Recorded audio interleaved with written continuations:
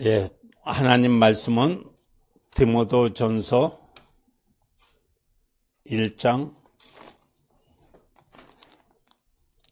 4절서부터 17절까지 합독하시겠습니다. 디모데전서 1장서부터 7절입니다. 합독하시겠습니다. 신하와 끝없는 족보에 창념치 말게 하라며 이런 것은 믿음 안에 있는 하나님의 경륜의 이름보다 도리어 변론을 내는 것이라. 경계의 목적은 청결한 마음이 선한 양심과 거짓이 없는 믿음으로 나간 사랑이다. 사람들에 의해서 어서나 헛된 율법에 빠져 율법의 선성이 되라나 자기 말하는 것이 자기 확증인 것을 깨닫지 못한. 한 번 더 하시겠습니다. 신하와 끝없는 족보에 창념치 말게 하라며 이런 것을 믿음 안에 있는 하나님의 경륜의 이름보다 도리어 변론을 내는 것이라. 경계의 목적은 청결한 마음과 선한 영치와 거짓 없는 믿음으로 나눈 사랑이다. 사람들에게 의해서 벗어나 헛된 믿음에 빠져 율법의 선성이 되려나 자기의 말하는 것이나 자기 확정한 것을 깨닫지 못하니라. 아멘. 하나님 아버지, 오늘도 이 말씀 가지고 또 설교할 것입니다. 하나님 아버지, 이 설교했을 때 저 입술에도 성령으로 기름을 부어주사 말씀의 지혜와 지식과 능력을 주시고 듣는 영혼들이 동일한 영감을 받을 수 있는 시간이 돼서 하나님을 더 알아갈 수 있도록 도와주시옵소서. 감사합니다.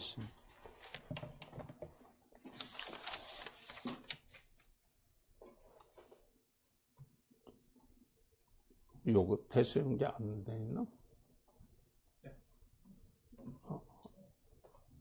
예. 설교 제목은 사람으로 오신 예수. 설교 요지를 합독하시겠습니다. 하나님이시다. 스스로 계신 인격을 가지신 분이요 천지 만물의 생사를 주가시는 조물주시다. 예수는 하나님의 본체의 영생이 오셨고 성령은 살아계신 하나님 영, 성경 육체로 오신 예수를 기록하며 신앙은 물과 성령으로 거듭난 하나님 자녀라. 괴는 사망을 이기고 부활하신 예수의 몸, 마귀는 맨 나중에 멸망받을 원수의 사망이다. 여자에게 낳으신 인자는 성기는 오셨으니 제3을 악계로 피 흘리시면 대속물이요 첫 아담에 속하여 죄인의 사망에 속한 자들, 사망의 세력을 잡은 자에게 놓아주셨고 구속받은 영혼들은 침례를 받아 예수와 연합하여 성령을 받고 첫째 벌의 소망에 달리며 하나님의 자는 표적이 이적에 따르니 사망을 이기고 부활하신 예수가 살아계시며 내 영혼아 해결자 사망을 이기는 예수님을 믿자. 아멘.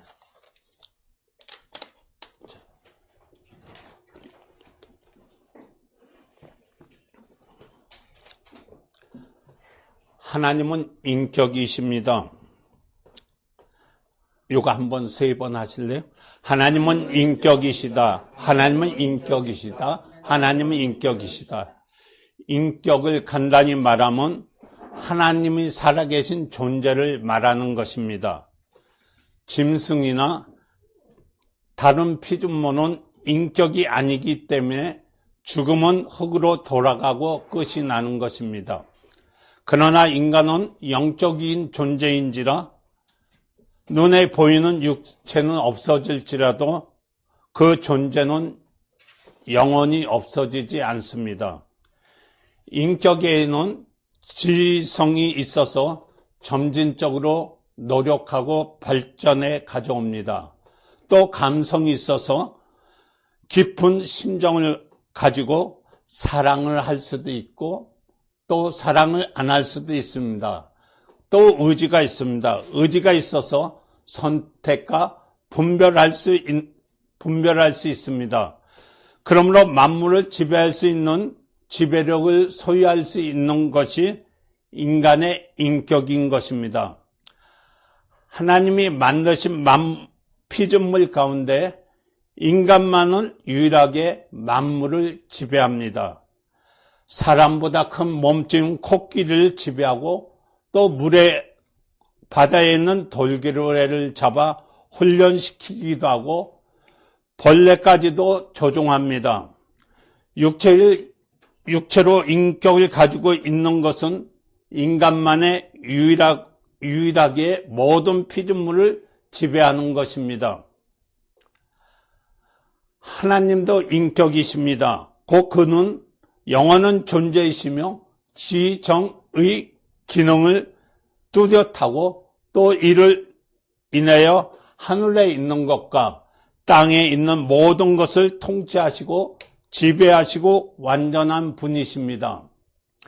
그런가 하면 천사들은 영적인 존재에서 인격이 있습니다. 그러나 이들은 하나님과 구분되는 것은 하나님은 스스로 계신 인격이시나 그들은 피조된 인격인 것입니다. 하나님은 영원적부터 스스로 존재하시고 스스로 지정의를 기능을 가지고 계시며 또 스스로 지배하시고 통치하십니다. 또 천사와 다르게 인간은 하나님의 형상을 따라 만들어진 피조된 인격인 것입니다. 하나님은 지존한 인격이시요 인간은 그 형상을 따라 피조된 인격이십니다. 눈에 보이는 가시적 피조 가운데 유일하게 사람만은 인격을 가지고 있는 것입니다. 그러므로 인격을 표괄적으로 표현하면 사람이란 뜻입니다. 또 살아있는 존재를 말하는 인격인 것입니다. 사람은 하나님의 형상을 따라 그 모양대로 지음받았기 때문에 피조된 인격, 다시 말하면 피조된 사람이나 하나님의 형상이시며 하나님의 본체로의 인격은 예수 그리스도이십니다. 빌립보서 2장 6절에 보되 그는 근본 하나님의 본체시나 하나님과 동등됨을 취할 것을 여기지 아니시라고 말씀하시는데 여기는 본체는 오늘날 우리가 쓰고 있는 인격을 뜻합니다. 성경에 인격이란 단어 대신 본체라는 용어를 쓰고 있는 것입니다. 따라서 예수 그리스도는 하나님의 본체의 형상이십니다. 라는 말은 그의 하나님 인격의 형상이란 말과 똑같습니다. 그러나 우리는 그 하나님의 본체의 형상을 따라 지음받은 피조된 인격, 곧 하나님의 인격의 형상을 따라 지음을 받은 피조된 인격인 것입니다. 앞에서 예수 그리스도는 하나님이시요 조물주라는 것을 알았습니다. 그가 조물주라는 사실을 믿지 아니하면 우리는 멸망할 수밖에 없을 것입니다. 우리가 혹 살인하고 간음하고 도둑질 할지라도 예수 그리스도가 하나님을 믿으면 구원을 받을 수 있지만 예수 그리스도의 하나님을 믿지 아니하시면 절대로 구원받지 못합니다.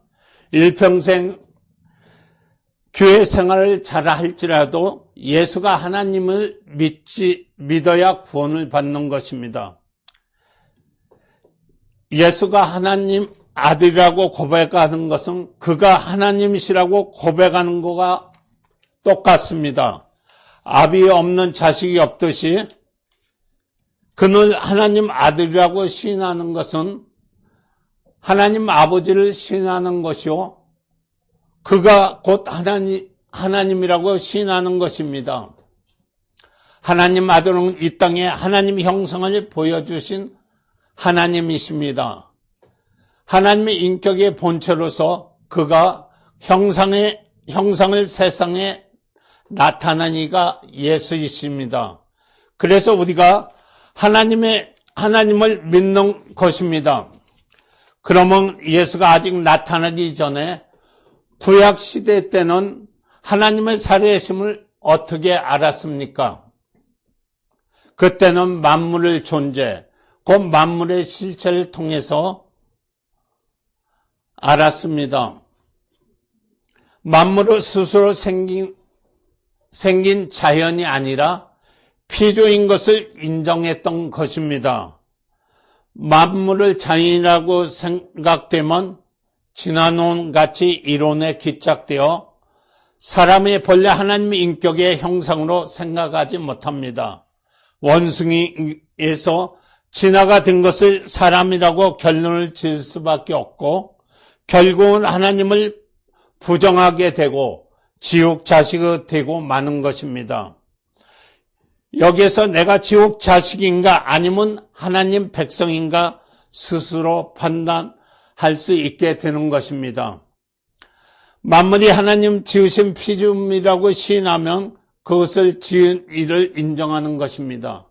또 이것을 피조물로 인정하면 이를 지으신 하나님이 살아계시다는 것을 시인하게 되는 것입니다. 예수 이전 사람들은 만물을 피조물로 인정함으로써 하나님의 살아계심을 시인하게 되는 것입니다. 그러면 하나님이 이러한 자들 어떻게 구별하셨습니까? 하나님을 만물을 엿새 동안 지으셨지만 일에 드는 일곱 날에 쉬시고 그날 구별하셨습니다. 그러니까 첫째에서부터 여섯째까지 주님이 계시지 않고 일곱째 안식일에 계셨다는 것입니다. 그래서 하나님은 그 만물을 창조하시고 자기 일을 쉬신 날을 하나님이 기념하기 위해 하나님 조무주라는 것을 기념하기 위해서 구약되는 안식을 명하셨습니다. 과거 사람들 인격을 통해서 하나님을 안 것이 아니라 만물을 통해서 조물주를 인정한 것입니다. 이제 우리는 예수 그리스도가 이 세상에 나타남으로 하나님의 형상, 곧 인격을 보고 하나님을 알게 되었습니다. 과거 사람들은 하나님의 보는 것보다 이웃 사람들이 하나님 보는 것이 더 확실히 알게 된 것입니다. 예수는 하나님의 아들이십니다. 그러면 아버지 없는 아들이 어디 있겠습니까? 그러기에 예수는 하나님의 아들을 시인하면 아버지이신 하나님을 살아 계시다는 것을 시인하게 되는 것입니다.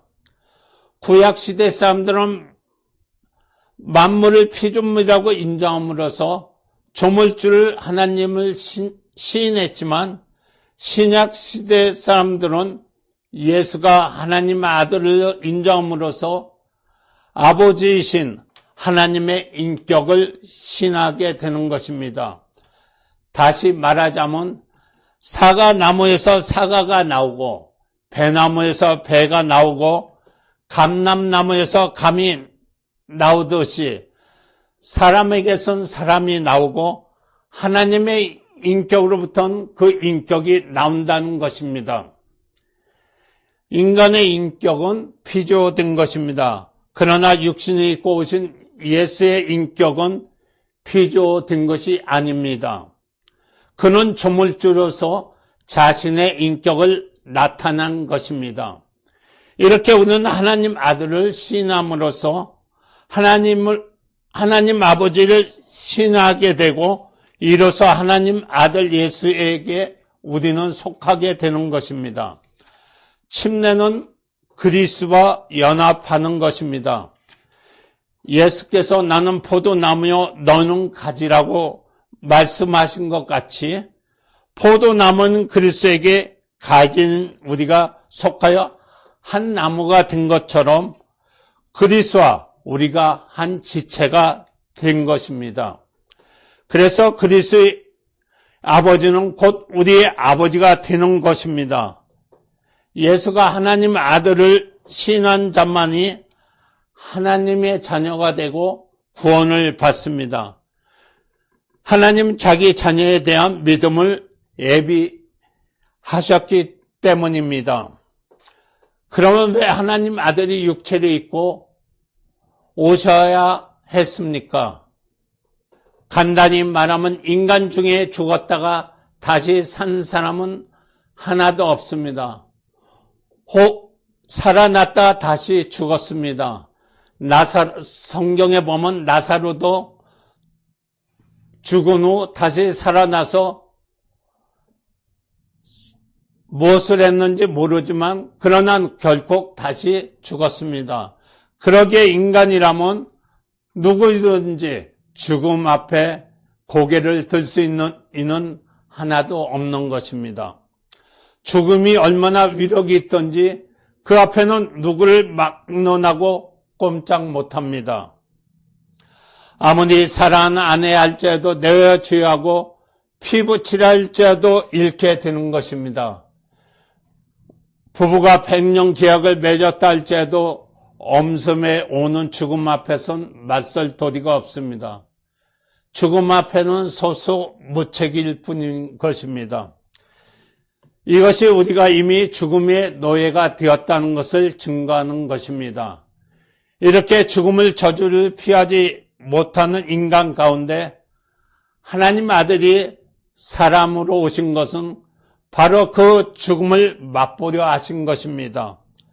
사람은 누구든지 죽기 때문인 것입니다. 그래서 그분은 이 땅에 죽으셨습니다. 사람은, 그러나 그는 하나님 아들이시기에 죽음 가운데 머물 수 있는 이유는 없습니다. 그래서 그는 다시 살아나셨습니다. 즉 사람으로 다시 살아나신 분은 유일하게 예수 그리스도 한 분밖에 없습니다. 또 예수가 하늘로 가시면서 내가 하늘에 가면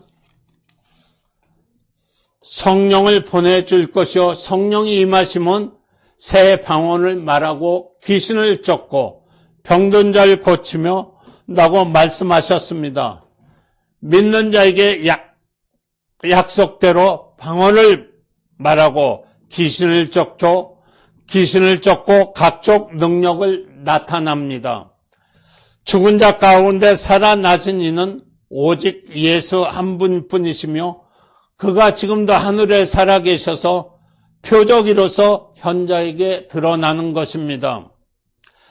달리 생각하면 하나님은 전능하신 분이 이 모든 것을 한 번에 끝내버리시지 왜 복잡하게 절차를 필요한가 하겠지만 이것은 바로 하나님 뜻인 것입니다. 예수가 하나님 아들이 되시고 또한 사람이 되신 때는 하나님 뜻이 있는 것입니다.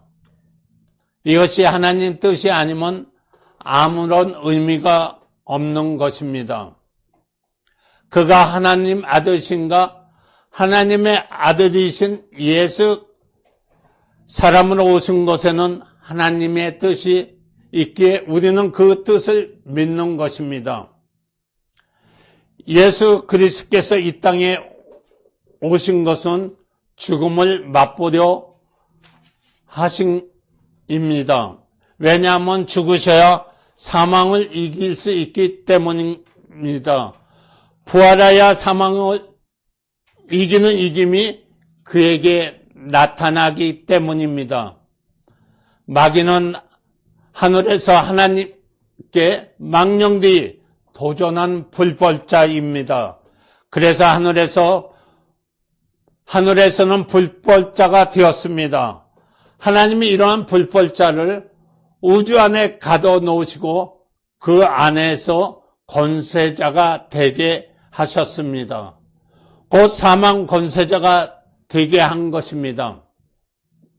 마귀는 우주 안에 들어와서 그에게 주어진 사망 권세를 만물을 지배합니다. 또 인류를 지배합니다. 그가 하늘에서 불법자요 이 땅에서는 사망 권세자가 된 것입니다. 그래서 그는 다른 말로는 세상 임금이라고 합니다.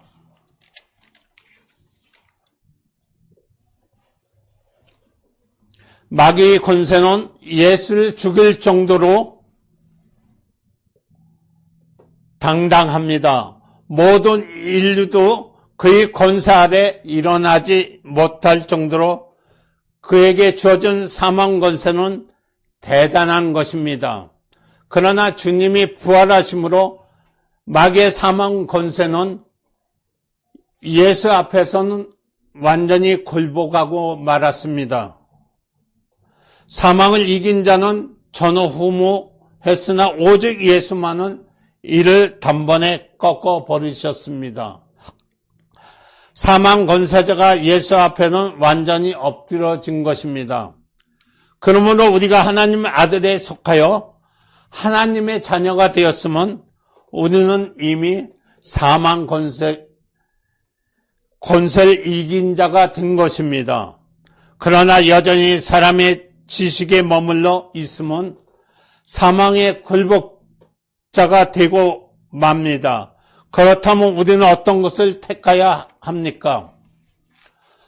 오늘 내가 예수와 연합하면 하나님이 아들인 것입니다. 예수는 이미 죽은 자 가운데 부활하심으로 사망을 완전히 이기셨기 때문에 예수께 속한 자는 예수와 같이 당연히 사망을 이긴 자가 되는 것입니다. 그러나 여전히 첫 아담에 속한 자, 곧 사람에 속한 자는 육체의 선진들과 다른 바 없이 사망 아래에 있는 사망의 노예의 종로로 타는 것입니다. 구원은 예수가 하나님 아들이시며 또 그가 사망을 이기고 부활하신 사람을 믿는 데 있는 것입니다. 당신 지금 예수에 속했습니까? 아니면 사람에 속했습니까? 똑같은 사람일지라도 예수만이 사망을 이기셨고 그에는 인류 가운데 사망을 이긴 자는 없습니다. 그러면 예수도 사람이신데 사람이신 예수와 우리 인간과의 다른 점이 무엇입니까?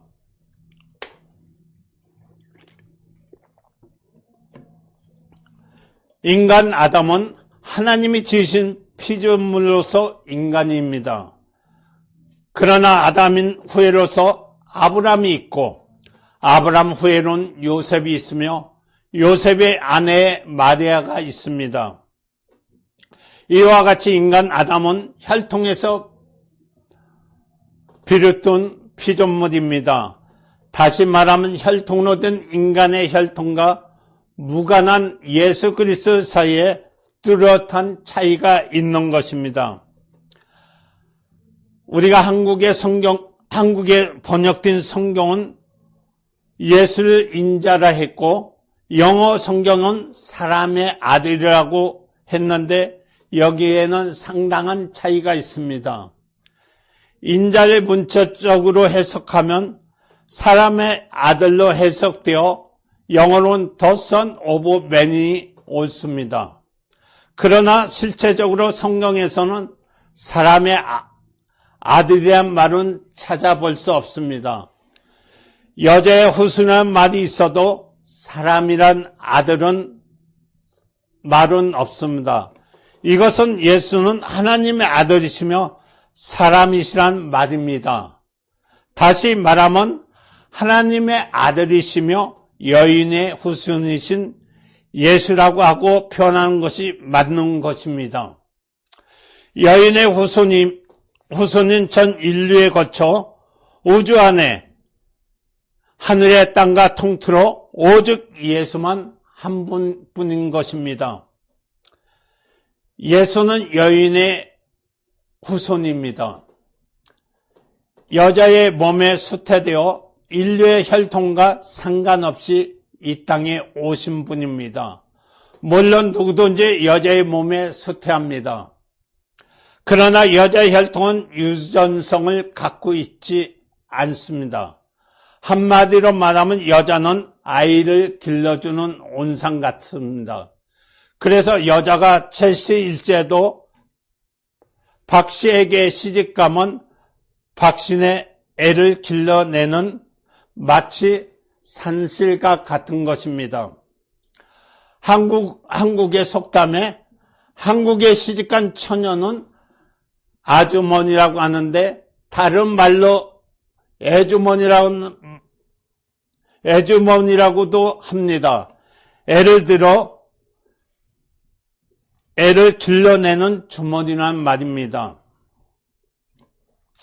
같은 최씨 집안에 세 자매가 있는데 박씨, 이씨, 김씨 집으로 시집 갔으면 각기 박씨, 이씨, 김씨를 낳아줍니다. 왜냐하면 여자가 아이를 낳아주는 하나의 그 같기 때문입니다. 어떤 여자가 결혼했다 합시다. 본 남편이 죽어서 재혼했는데 그 남편이 그만 죽어서 세 번째 다시 결혼한다면 하나는 박씨를 낳고 다른 하나는 옷을 낳는 등 각각 다른 자녀를 낳게 되는 것입니다. 만약 이 시집에 다시 시집 갔는데 여전히 박씨에 태어나면 큰일이 아닐 수 없습니다. 이와 같이 여자는 생산할 능력이 있어도 혈통과 유전할 능력이 없습니다. 예수께서 여자의 몸에 수태되어 태어나신 것은 인간과 혈통이 무관하게 오시기 위함인 것입니다. 저 인류는 아담의 혈통을 이어받은 자나 예수는 성령으로 여자의 몸에 수태되어 나타나셨기에 예수는 자기 형상을 나타내신 혈통과 무관한 하나님의 아들이시며 여인의 후손입니다. 그래서 창세기 3장 15절에 보면 여자의 후손만이 사단의 먼을 상하게 할 수 있다고 한 것입니다. 제가 창세기 3장 15절 읽어드리겠습니다. 내가 너로 여자와 원수가 되게 하고 너희 후손도 여자와 후손과 원수가 되게 하라. 여자의 후손은 내 머리를 상하게 할 것이요 너는 그를 팔꿈치를 상하게 할 것이라고 했습니다. 예수는 우리와 똑같은 인격의 사람이십니다. 그러나 그는 창조주의 인격이시요 우리는 피조물의 인격인 것입니다. 그는 사람이지만 여인의 후손으로서 혈통과는 무관한 사람인 것입니다. 인간의 모두 죄인이지만 예수가 죄가 없는 하나님의 아들이라는 증거가 여기에 있는 것입니다. 만약 하나님 아들이 아무 절차도 없이 하늘에서 직접 내려왔다면 어떤 문제가 생기겠습니까? 하나님의 아들이니 그 위험이 있고 웅장하게 직접 나타난다면 사람들이 어떻게 보겠습니까? 번갯불같이 번쩍이듯 요란스럽고 무죄가 동반하여 찬란한 후광을 비치고 신비스러운 음악과 여러 가지 배경 그리고 금 같은 옷을 입고 나타난다면 얼마나 웅장하고 멋있겠습니까? 그러나 그는 그러한 모습으로 하늘에서 직접 내려왔다면 그는 사람이 아니고 천사였을 것입니다. 천사는 구원할 수 없습니다. 그래서 히브리서 1장 5절에 천사 중 누구라도 하나님을 아버지를 부를 수 없다고 했습니다. 언제 하나님께 천사를 내 아들이라고 하신 적도 없습니다. 제가 그 성경 구절도 한번 읽어드리겠습니다. 하나님께서 어느 때 천사 중 누구에게 내가 내 아들이라 오늘날 내가 넣었다 하셨으며 또다시 나는 그에게 내 아버지가 되고 그는 내가 아들이 되리라 하셨노 라고 기록되어 있습니다. 그래서 천사는 자녀를 생산할 능력이 없습니다. 천사에겐 아들이나 손자가 있거나 고조 할아버지가 있는 것이 아니요 천사는 개체로서 각각입니다. 그래서 성경의 천사는 장가도 가지 않고 시집도 가지 아니하며 생산도 하지 않는다고 합니다. 그러나 사람만은 아담으로부터 한 사람 속에서 계속 혈통으로 이어 내려온 한 영인 것입니다. 그래서 말라기 2장 5절에 보면 한 영으로서 유전됐다고 계속 말하고 있습니다. 만약 예수께서 하늘에서 직접 내려왔다면 그는 사람이 아니고 천사인 것입니다. 천사는 하나님 부르는 종일 뿐 하나님을 아버지라 부를 수 있는 자격이 없습니다. 구약에 현하는 여호와 자신도 하나님 사자, 곧 하나님의 천사라는 신분을 그 배경에서 밝히고 있습니다. 그래서 히브리서 1장 13절에는 천사 중 누구에게 내가 내 원수 내 발등상 되게 하기까지 내 우편에 앉으라 하신 적이 있느냐고 했습니다. 곧 구세주가 되게 하신 적이 있느냐는 말인 것입니다. 사람에서 몸에 수태어 나온 자만 사람인 것입니다. 아무 절차 없이 하늘에서 직접 내려왔다면 그는 사람이 아닙니다. 사람은 오직 아담 한 사람으로부터 그에게 태어난 자만이 사람인 것입니다. 예수도 여인 몸에 태어난 사람인 것입니다. 그러나 그는 모든 사람과 같지 않습니다. 그는 사람과 똑같이 죽으셨지만 부활하셨습니다. 사람으로선 유일하게 그분만의 사망을 이기신 것입니다. 이와 같이 하나님은 사망을 이기시고 하나님 앞에 범죄한 모든 인류를 그리스도께 굴복시켜 완전히 무릎을 꿇게 하셨습니다. 예수는 하나님의 본체이십니다. 그는 하나님의 영광의 본체의 형상이시나 하나님과 동등됨을 취하지 아니하시고 자기를 낮추어 사람으로 오셨습니다. 그 죽음을 친히 맛보려 하신 것입니다. 이로써 마귀의 권세는 무가치하게 만드신 것입니다. 하나님은 하나님의 그 크신 형체의 죽음을 맛볼 수 없으나 사람같이 지극히 작은 형체로서 입고 오셔서 사망 권세 앞에 자신을 내놓으셨다가 부활하심으로써 하나님의 모든 영광을 지키려 하셨습니다.